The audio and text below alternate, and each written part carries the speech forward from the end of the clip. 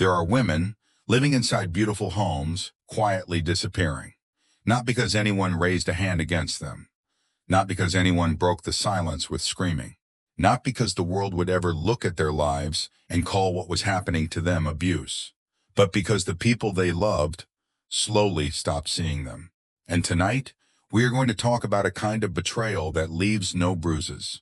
The kind that lives in luxury kitchens, at elegant dinner parties, inside marriages that everyone on the outside desperately envies.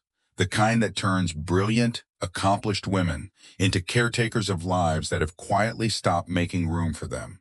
Because some of the loneliest people in the world are not alone, they are married. And some of the most painful suffering in the world never becomes public enough for anyone to rescue you from it. It simply lives quietly, behind perfect family photographs. Tonight's story is not just about betrayal. It is about invisibility. It is about emotional erasure. It is about the silent architecture of a marriage that looks extraordinary from the outside, while the woman inside it is slowly, methodically, disappearing. And it is about what happens when that woman finally decides that she would rather lose everything than continue losing herself. But before we begin, if stories about hidden family truths, emotional survival, and the conversation successful people are too afraid to have speak to something real inside you, subscribe to the Unspoken Chapter, turn on the bell, and in the comments beneath this video, tell me honestly, have you ever felt invisible inside a relationship? Not unloved, necessarily, but unseen. Because by the end of tonight's story, you may understand why so many people quietly do. Her name was Simone Bennett. And by the end of this story, you are going to understand why some women break silently and why others finally decide not to break at all. Simone Bennett grew up in Chicago, middle class, disciplined, deeply structured, the kind of household where excellence was expected as a baseline, not celebrated as an achievement.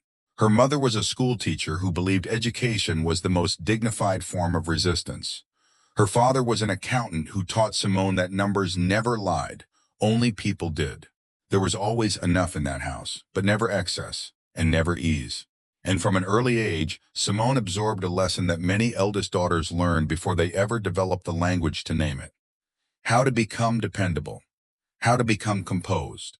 How to become the person every room leaned on, without ever asking whether she needed someone to lean on too. She graduated at the top of her class from Northwestern University. By 26, she had secured a senior position at one of Chicago's most respected branding agencies. By 30, she was earning more money than most people twice her age, and managing accounts that older colleagues had spent careers trying to win. But Simone never wore her success loudly. She carried it quietly, gracefully, like a woman who had decided somewhere early in life that she did not need the validation of a room to believe she mattered. And then she met Darius Hale. Darius was the kind of man who walked into rooms as though he had already decided they belonged to him. Tall, razor-sharp, radiantly confident. The kind of man whose presence rearranged the air around him before he said a single word. But beneath the confidence, there was hunger, the dangerous kind. The kind that ambitious men carry silently when they believe with everything inside them that they were built for more than the life currently standing in front of them. They met at a networking dinner on a Tuesday evening in late October. Simone almost canceled. Darius almost didn't come. And somehow, that became the beginning of everything. Most men at the event that night nodded along politely to everything Simone said. Darius didn't. He challenged her, thoughtfully, intelligently, with the particular confidence of a man who respected the person he was arguing with. And something inside Simone, something she had kept carefully protected for years, responded immediately. Because sometimes attraction does not begin in the body. Sometimes it begins the moment somebody finally makes you feel mentally awake. They talked long after the restaurant had emptied. Then in the parking lot, under amber streetlights. Then over the phone until nearly 2 in the morning, laughing about things they had never laughed about with anyone else. And for the first time in years, Simone felt seen, not admired, not useful, seen. And for women who spend the majority of their lives being useful to everyone around them, that feeling can become irresistible. At the time Simone fell in love with Darius Hale, he was struggling. Not publicly.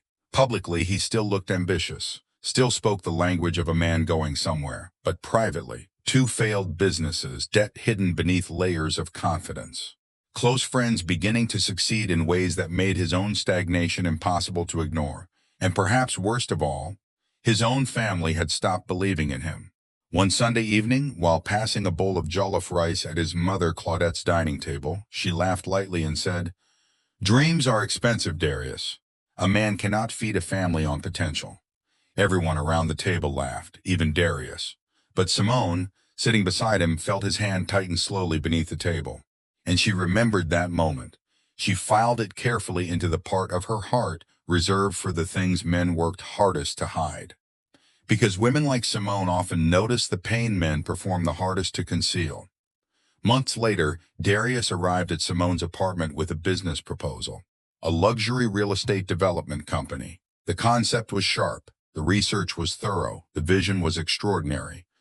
But the banks had rejected him, investors had passed, friends had quietly disappeared, and now, he sat across from Simone at the kitchen table, with nothing remaining between him and failure except this one final idea. He slid the proposal toward her, and said nothing. She read every page carefully, slowly, with the practiced precision of a woman whose entire career was built on knowing what was real and what was manufactured. Then she looked up. "How much do you need?" $240,000. Her savings, her emergency fund. The money she had spent years building specifically so that she would never, not once in her adult life, become financially dependent on another person. And yet, she gave it to him. Not recklessly, not out of desperation or infatuation, but intentionally, with clear eyes and a full heart. Because real love, the complicated, courageous kind, sometimes looks exactly like this. "I believe in who you are becoming, more than I fear what I might lose." The first years of the company were brutal. Long nights that collapsed into early mornings. Rejection letters that arrived in batches. Financial pressure that created a particular kind of silence, the kind that lives between two people who are both too tired and too frightened to speak. But Simone stayed. She edited proposals at midnight while Darius slept. She designed branding materials and pitch decks. She transformed their small apartment into something elegant enough that investors arriving for meetings felt they were entering the office of a man who had already succeeded. She used her professional reputation, built over a decade of careful, disciplined work, to open doors that would otherwise have stayed permanently closed to him.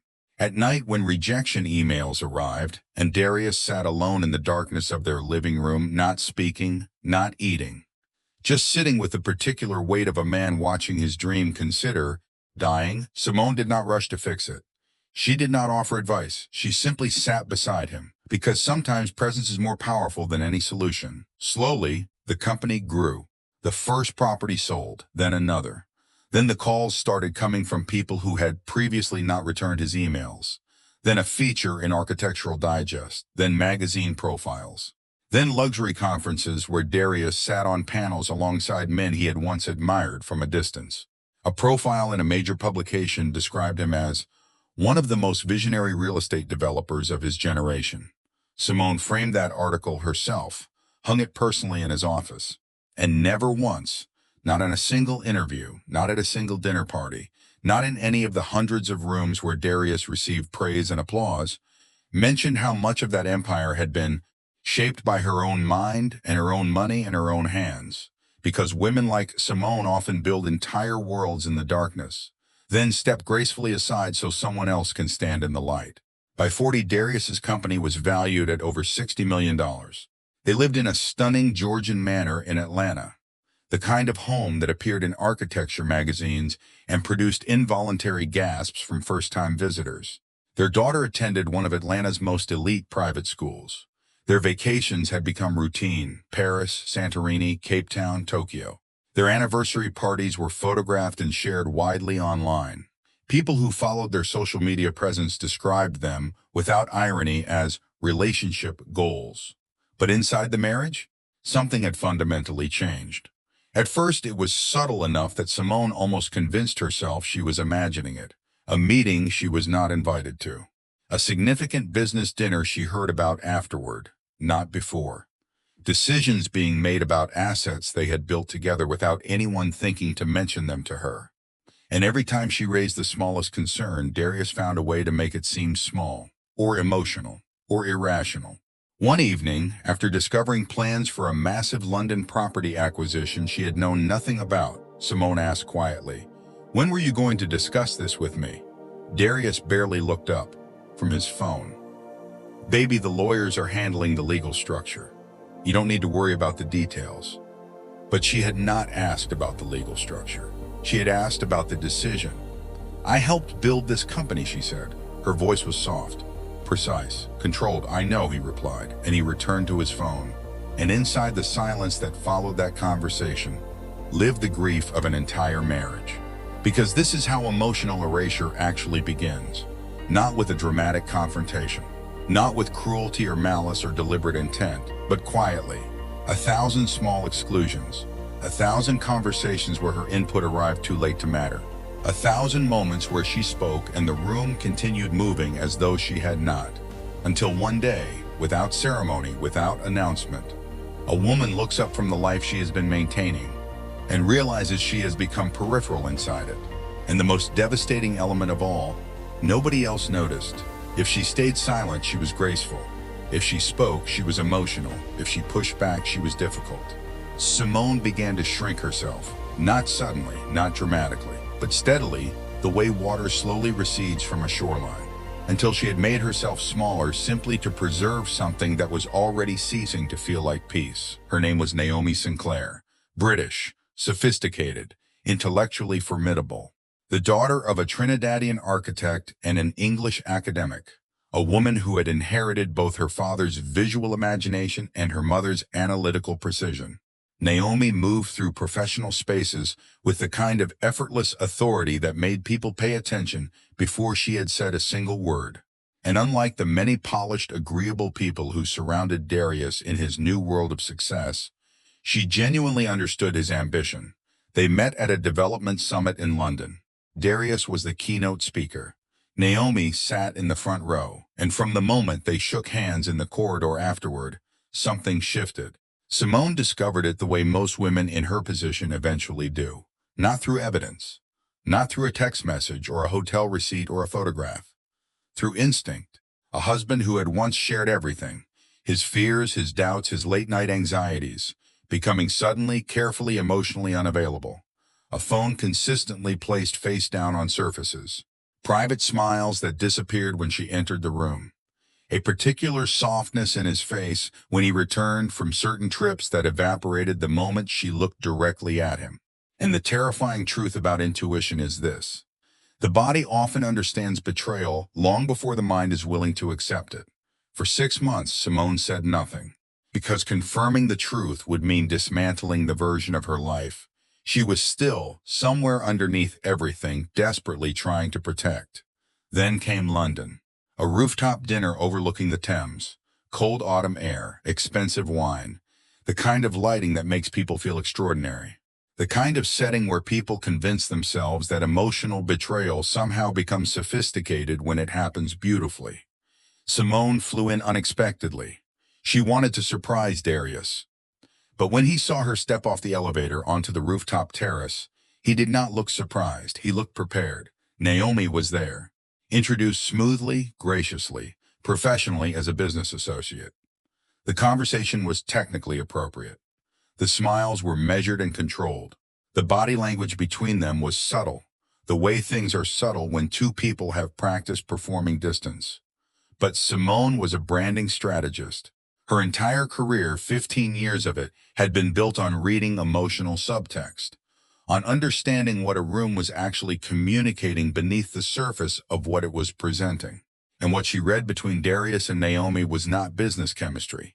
It was intimacy that had learned to disguise itself.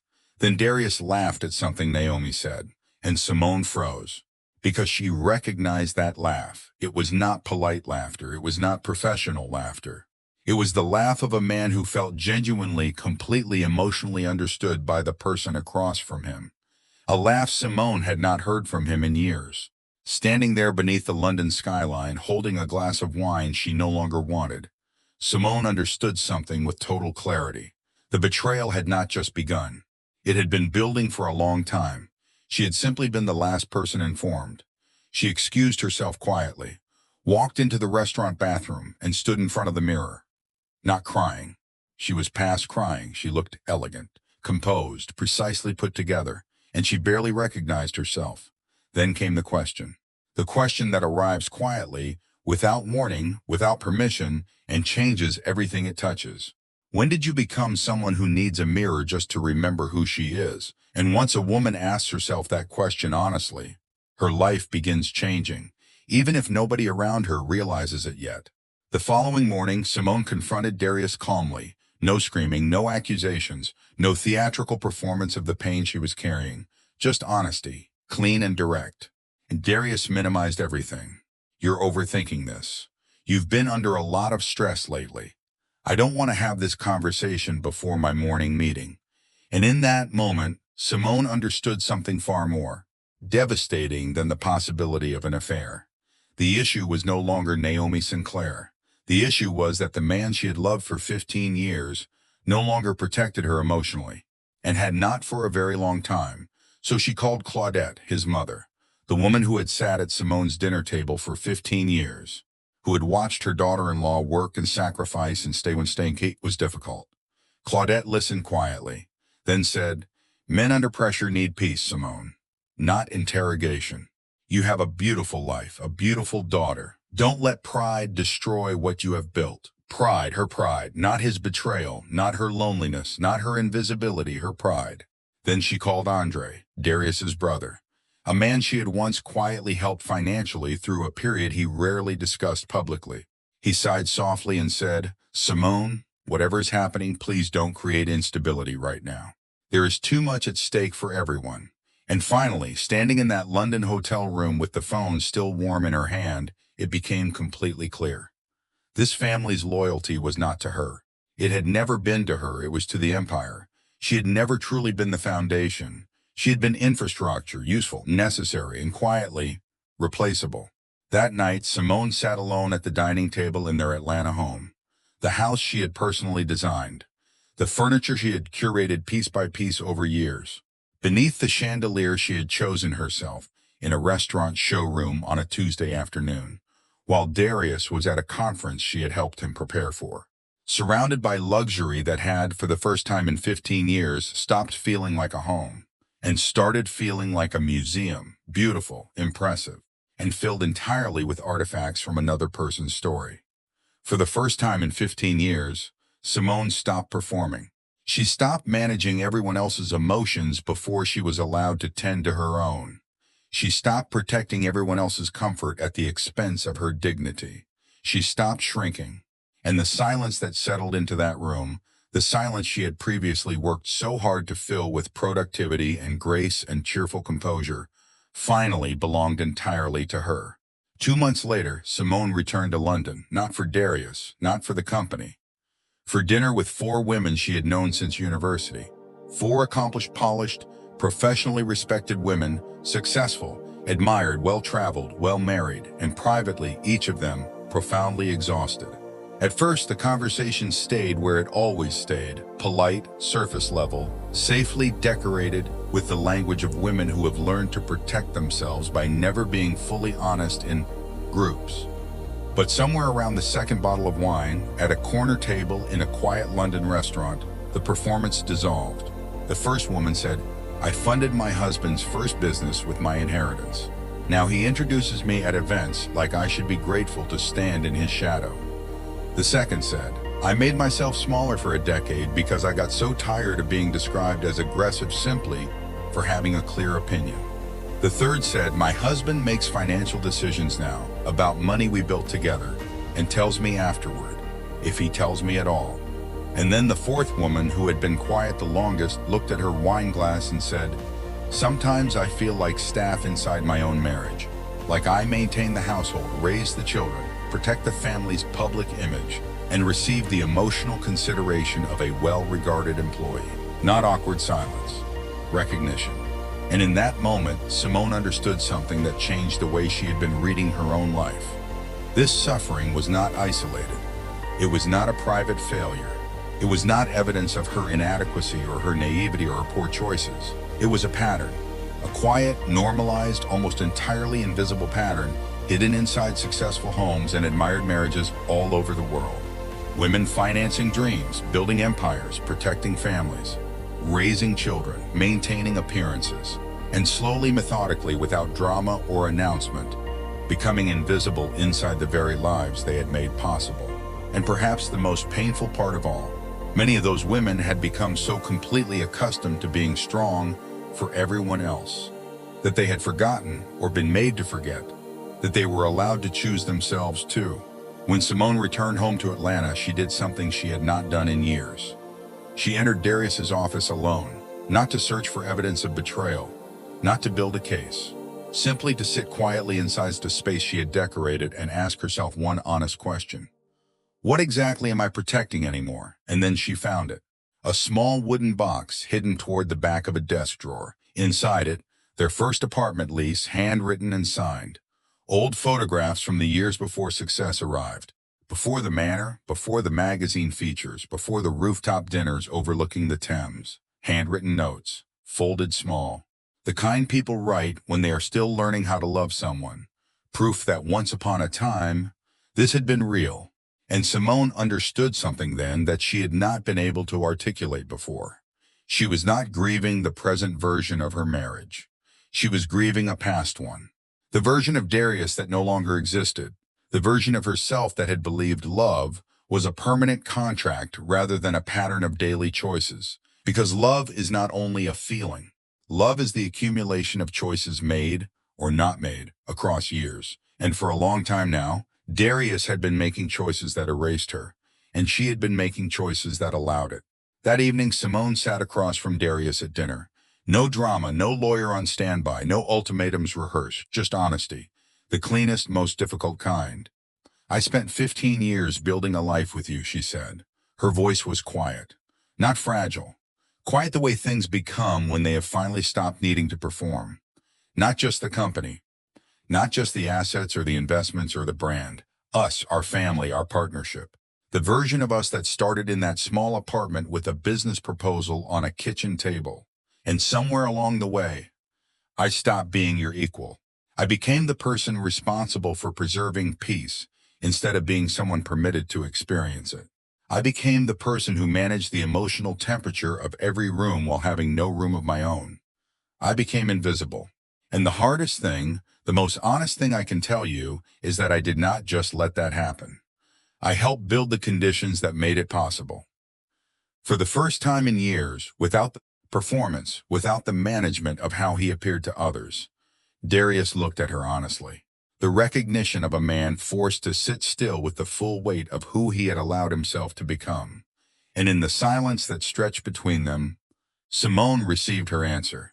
Not through words, through clarity. The separation happened the way significant endings often do. Slowly at first, then all at once. Lawyers, asset divisions, public speculation from people who had no access to the truth of what had happened inside the marriage. Some people blamed Simone. Of course they did. Because society has a long tradition of punishing women who decide their dignity is non-negotiable. But here is what actually happened. Simone was not destroyed by that separation. She was restored by it. She hired her own advisors, people who answered to her, not to the empire. She built her own consultancy, using the 15 years of expertise she had spent giving quietly to someone else's vision. She spent intentional, unhurried time with her daughter, no longer performing the role of the composed, untroubled mother, but simply being present. And one morning, her 17-year-old daughter looked across the breakfast table and said, "Mom, you seem different." "Different how?" Simone asked. "Like yourself." Like herself.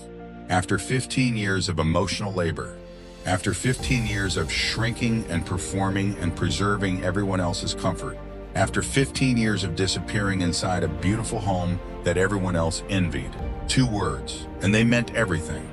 I want to speak to you directly now, not as a narrator, not as a storyteller performing emotional distance, but as someone who wants you to hear this clearly and carry it with you. If any part of Simone's story felt familiar to you tonight, if any chapter of what she experienced resonated with something you have been living quietly inside your own life, Please understand this. The fact that your suffering exists inside a beautiful life does not make it less real. The fact that nobody can see it from the outside does not mean it is not happening. The fact that you have access to comfort and security and a life many people would describe as fortunate does not mean you owe that life your silence. Many people are profoundly, achingly lonely inside relationships that everyone around them envies. Many people spend years, decades, maintaining families and protecting images and preserving partnerships while quietly, methodically abandoning the most important relationship they were ever responsible for, the one with themselves. And eventually, the body notices, the soul notices, not dramatically, not with an announcement, but quietly, the way things notice when they have been ignored long enough. Because survival is not the same thing as living. And there comes a moment, softly, almost imperceptibly, when a person becomes unable to continue disappearing simply to ensure that everyone around them remains comfortable. Simone chose herself. After everything, after the investment and the sacrifice and the years and the empire, she chose herself. And the extraordinary thing, the thing I want you to hold on to, is that she did not become less by doing so. She became herself again. This was the unspoken chapter, the chapter hidden inside beautiful homes, the conversations successful families are too afraid to have, the truths that too many people carry alone in silence for far too long. And maybe tonight, someone listening realized they are not alone in what they have been carrying. If this story moves something real inside you, leave a quiet comment below. Just 2 words, I heard this. You do not need to explain it. You do not need to justify it. Sometimes simply being witnessed is enough. And if you believe that the stories people are too afraid to say aloud still deserve a place to be heard, subscribe to the Unspoken Chapter, because every silence eventually asks to be heard. Take care of yourself, genuinely, and I will see you in the next chapter.